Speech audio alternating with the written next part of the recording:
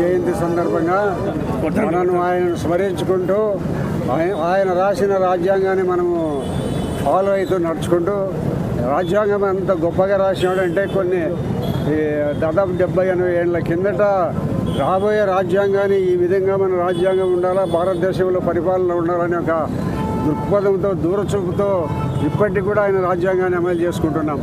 మరి ఎంత గొప్ప వ్యక్తో మనకు తెలిస్తే అర్థమవుతుంది. ఎందుకంటే దాదాపు 70-80 సంవత్సరాల కిందట రాజ్యాంగాన్ని రాసినాడు.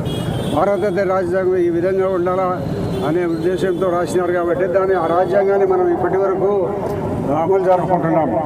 మనమందరం కూడా ఆయన రాసిన రాజ్యాంగాన్ని షెడ్యూల్ కులాల వారైనప్పటికీ కూడా ఆయనకు భారతదేశం అత్యంత గౌరవాన్ని ఇచ్చింది.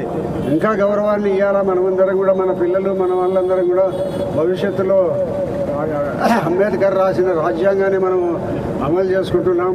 దానివలన మనం భారతదేశం అభివృద్ధి చెందుతుంది.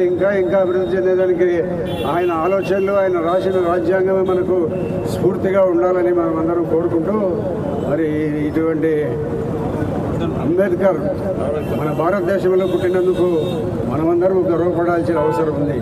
కాబట్టి అంబేద్కర్ గారిని మనం పిల్లలందరికీ గుర్తు చేస్తూ, అంబేద్కర్ ఏం చేశారు ఈ దేశానికి అనేది మనం ఆలోచించుకుంటూ, మనం భవిష్యత్తులో మన పిల్లలకు కూడా ఈ యొక్క రాజ్యాంగాన్ని గురించి పలానా వ్యక్తి రాసినాడని మనం తెలియజేస్తూ, మరి అట్టడుగు వర్గాలకు సంబంధించిన ఆయననే కూడా ఆఖరకు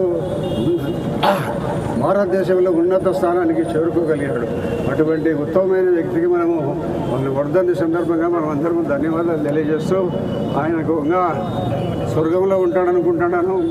మనమన్నీ చేసే కార్యక్రమాలు, భారతదేశంలో జరిగే అభివృద్ధిని ఇవన్నిటి కూడా గుర్తుంచుకుంటాడని ఆయన చూస్తూ ఉంటాడని, మనము స్వర్గంలో ఆయన అనుకుంటాడని మేము అనుకుంటూ అందరికీ హృదయపూర్వక నమస్కారాలు తెలియజేస్తున్నాము.